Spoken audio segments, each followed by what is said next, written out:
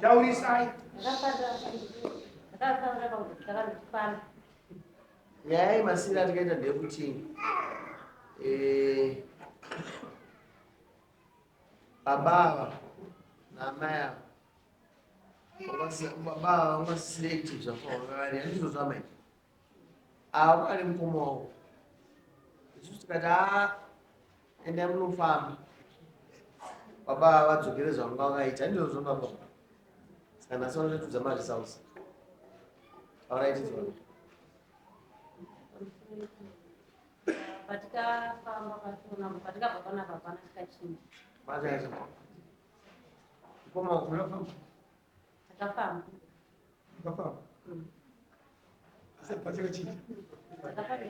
tipirei tidzwa toshipa wakaenda nani toshipa wakaenda wenda njokoza ari kupi alright ande verengatizo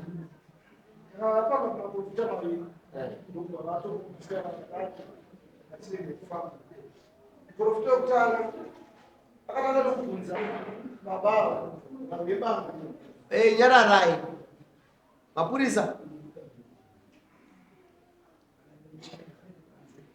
anenge wamunobata achitaura noya kuno kuti toda mbudzi.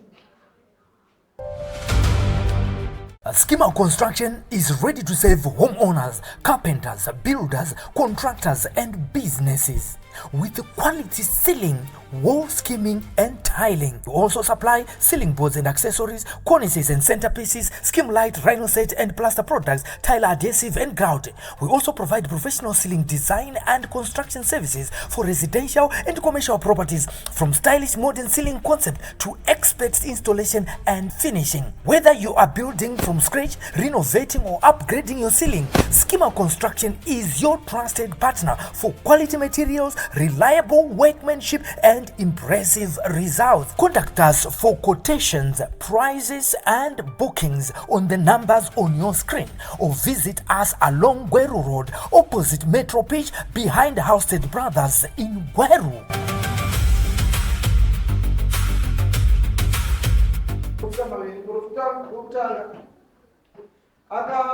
akataura nenhau yeBANGA achinongezvakapakandikuona mukuita dzakavamuma nenhau yeBANGA baba ndokvatenda kuti banga zveshokwadi banga vanoriziva asi jecha rakataurwa ipapo vakabva variramba saka muprofita haana kuzoenderera mberi akabva avati tichigara tiri vaviri akavamuedzana saka tichigara tiri vaviri mumba ndikaona chimwe chinhu poto yaakana pamubhedha ndinoti yaiswa nani baba ndobvapindura ndikati inenge yaiswa nomumwe vatoti handisina kwandichakwanisa kuenda nemi baba imi mukudira mukadzi uri pachini ndovaprofita kutanga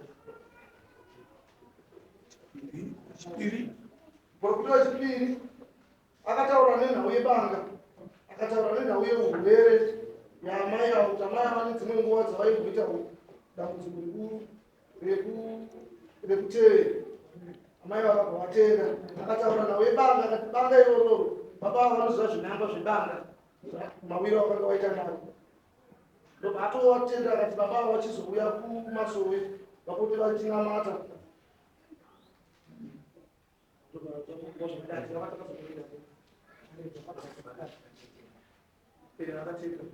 zvese zvakataurwa zvataida kuti zviitike zvakataurwa dambudziko rakaitwa nemunoyo zvekuti iye akauya wegani asina dzimwe hama dzake takatoedza kudziponera kuti dzimwe hama dzake ndo dzakamuudza kuti auya iye murume yakauya wegani kose waenda wegere munhu wari kuharare saka vafonera vari machiti ndiri bhizi amusoro ichangamira vakavaruma vanogara kuharare kana ivo pandakatovafonera nezuva kuti nenyaya yenhasi ndakafunira kubva marume zuva kuti nyaya iyo vakabva vati toda kuronga nyaya dzemakuva kumushoko saka toda kuti tigadzise mari toda kuvaka dzimba saka kuti tikwanise kuuya manje tenge tiri bhizi asi waunobatsirikana maprofita kwese waunobatsirikana inana chandakabatsirika hausitowafambira kubatsirikana amai muri muinjumuda kadzoka panyaya hamuchakwanisa imi mukutsva kuti banga iri kuti munhu ada kunditeya uyu ada kundirwarukawa ada kuteya nebanga mauda kugara maramba iri mafungira ngona kupedza ikudapa haungada kuteyewa iwe uchizviita Sipa isiri.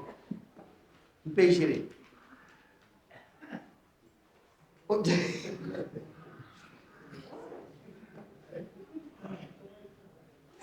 Banga apa nulis? Ya usah sabanga dan kasuna ya.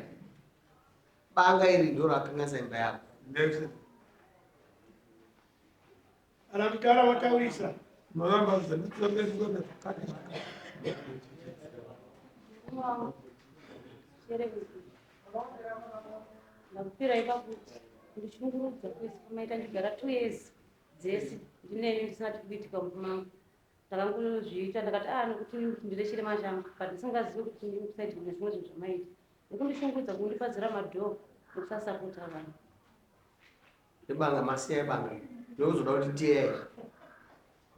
nebanga ramusinondibudira pachena kuti banga iraitsvagirwa. Banga ndora pazayembe. Yasitowatendera kuramba nazvo garainya. Iwo una hama yako yawena iwe. Mashine na wenda seya.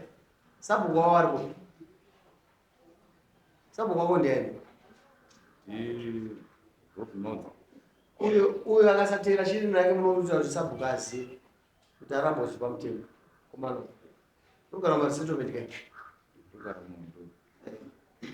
Uzidzimisa ngora kuti ukadza wakadza. Varamba nazipa mutemo inonosaini. Kuseshina nabo iba. Unotonama dzako iwe. Sumuka nyama itakusunungura iwe. Avasina muna. Besi na besi na avasisina.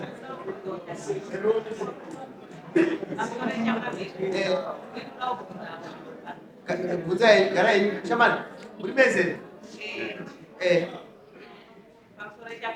Iya mayu.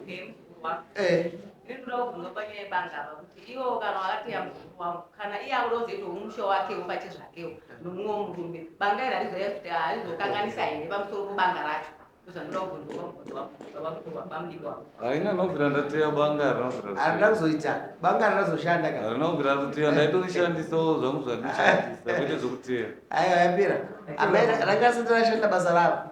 Rakakurumidza kuoneka. Shanda kuti kudaidzwa muno. Wili ana wili papa ya walipona vijini. Iye yapera kai. Esta pera yeye inayo.